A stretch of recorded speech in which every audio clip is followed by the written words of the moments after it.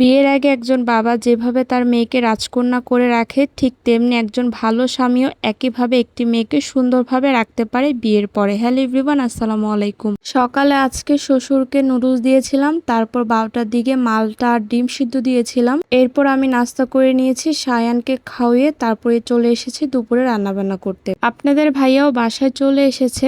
অনেকেই কালকের ভিডিওতে জিজ্ঞাসা করেছিলেন ভাইয়া এতদিন ওইখানে আছে, কোনো সমস্যা হবে না? ভাইয়ার অফিস নেই, তার আসলে নিজেরই অফিস, যার কারণে কোনো প্রবলেম হবে না। ফ্রিজে নতুন করে আপনাদের ভাইয়া আবার চিংড়ি মাছ এনেছে, বাইলা মাছ এনেছে। এগুলো অনেক আগে আনা হয়েছিল, কিন্তু ফ্রিজে জায়গা নেই, যার কারণে সে অফিসের ফ্রিজে রেখেছিল। তারপরও মাছ কেনা বন্ধ হবে না, এই লোকটা এরকমই করে। এগুলোর কারণে একদম বিরক্ত আমি। অনেকগুলো বড় চিংড়ি নিয়ে এসেছে, সাথে ছোট চিংড়ি। দেখা যায় নতুন মাছ আনা হলে নতুন মাছগুলো সামনে রাখা হয়, আর আগের মাছগুলো পিছে পড়ে যায়। যতই সামনের প্যাকেটে রাখি যে এগুলো আগে খেয়ে শেষ করব, যেহেতু এগুলো আগের মাছ, তো আর ওইভাবে সবকিছু মিলিয়ে যায়, নতুন পুরাতন। প্রতিদিন ফ্রিজ থেকে মাছ বের করতে গেলে এই একটা সমস্যার কারণে আমার মেজাজ খারাপ হয়ে যায়। যাই হোক, আগে ট্যাংরা মাছ ছিল, ওইটা আজকে পটল আলু দিয়ে মাখা মাখা করব, সাথে ঢেঁড়স ভাজি করেছি। আর আজকে প্রথমবারের মতো আমি গরুর মগজ ভুনা করতেছি। বিয়ের পর আসলে অনেক কিছু প্রথম রান্না করছি, কিন্তু খেয়েছি কিন্তু অনেকবার, নিজে কখনো রান্না করা হয় নাই। প্রথমে আপনাদের ভাইয়া বলছিল সেই রান্না করবে, পরে আমি নিষেধ করেছি যে না, আমি রান্না করব, আগে খেয়ে দেখো কেমন হয়। মগজ ভুনাটা কিন্তু আমার কাছে অনেক ভালো লাগে। তো এই তো পেঁয়াজ কুচি দিয়েছি, তার মধ্যে গরম মশলা, দারচিনি,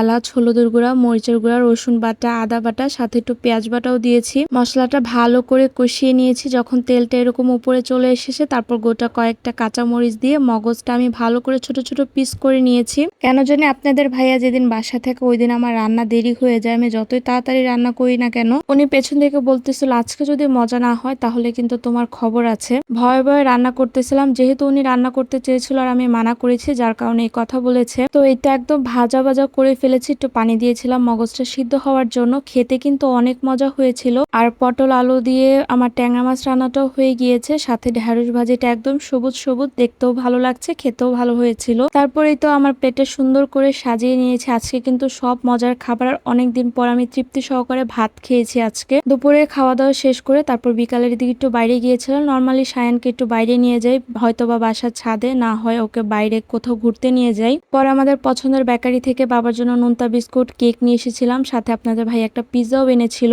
পাউরুটি। আগে টেস্টি ট্রিটের খাবার অনেক খাওয়া হতো, কিন্তু ডাক্তার যেহেতু আমাকে ফাস্ট ফুড আইটেম একটু কম খেতে বলেছে, টোটালি নিষেধ করেছে, যার কারণে আর এখন খাওয়া হয় না। তারপর আপনাদের ভাই আমাকে হঠাৎ করে মিয়াকোর গ্রাইন্ডারটা কিনে দিল। আমি তো পুরাই অবাক। অনেক আগে একবার বলেছিলাম, এই লোকটা আমার যে কোনো কিছু বলার সাথে সাথেই কিনে দেয়, যেই কারণে আমার জিনিসটা অনেক ভালো লাগে। বিয়ের আগে থেকে আমি আমার বাবার বাসায় আমি চাওয়ার আগে সবকিছু পেতাম। আমার কিন্তু আগের একটা ব্লেন্ডার আছে, ওইটা কিন্তু একদম ভালো আছে, আর উনি বাইরে যাওয়ার আগেও আমাকে বলে নাই যে আজকে আমাকে ব্লেন্ডারটা কিনে দিবে।